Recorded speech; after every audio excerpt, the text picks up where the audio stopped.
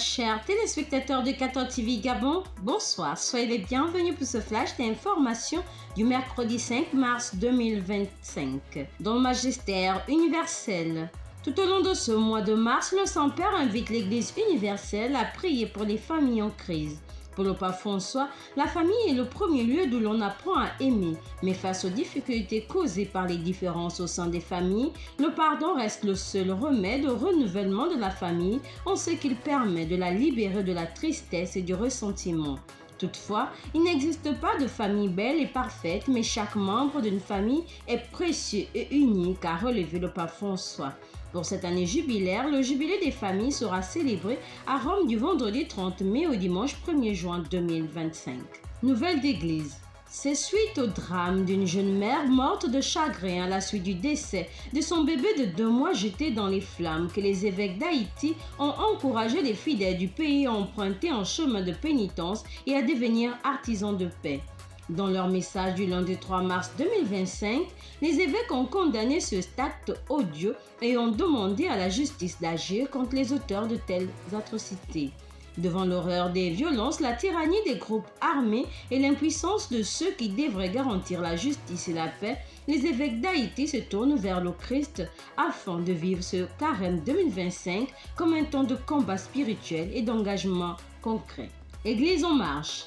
Ce mercredi 5 mars 2025, l'Église universelle célèbre le mercredi des cendres, une manière concrète pour chaque chrétien de s'unir à Jésus-Christ qui, lui-même, après son baptême par Jean-Baptiste au Jourdain, a jeûné 40 jours dans le désert pour se préparer à sa mission, sa mort et sa résurrection.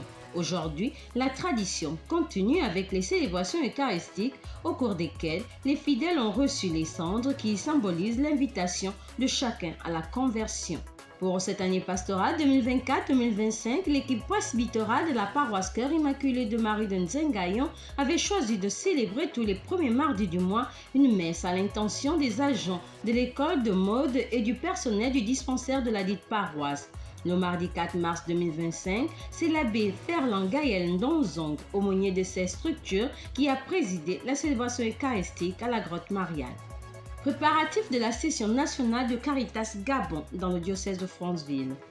Dans le cadre des activités de l'année pastorale 2024-2025, Caritas Gabon organise du mardi 11 au vendredi 14 mars 2025 prochain sa session nationale 2025 à la cathédrale Saint-Hilaire de Franceville sur le thème « Raison, signe et visage de l'espérance ». Au cours de cette rencontre, il s'agira pour les organisateurs de faire un état des lieux, le bilan et les perspectives de Caritas Gabon, car l'espérance ne déçoit pas. Allons dans le diocèse de Mouila. La communauté paroissiale de Saint-Augustin de Lebamba a accueilli officiellement le père Nodier Minga Minga comme le nouveau curé de cette paroisse et l'abbé Fabien Kavusa Kikola comme vicaire le dimanche 2 mars 2025 dernier au cours de la messe d'installation qui a été présidée par son Excellence Monseigneur Mathieu Madega Leboakeyan, évêque du diocèse. Nous restons dans le diocèse de Mouila. La paroisse Saint-Martin de Mouila a servi de cadre à la célébration de la messe des cendres de ce mercredi 5 mars 2025 des élèves des écoles catholiques Saint-Martin Notre-Dame des Trois Épieds et de l'Équateur. La célébration eucharistique a été présidée par l'abbé Alain Raymond Freddy Mwanda Mungonga, curé de la dite paroisse, occasion donnée pour les apprenants, les enseignants et toute l'équipe administrative de ces établissements de présenter à Dieu ce temps de carême. Chers téléspectateurs de 14 TV Gabon, c'est ainsi que s'achève votre flash d'information de ce mercredi 5 mars 2025. Nous vous remercions de l'avoir regardé. On marche vers les 200 ans de l'histoire de l'évangélisation de l'Église catholique au Gabon. Gardons la foi, l'espérance et la charité.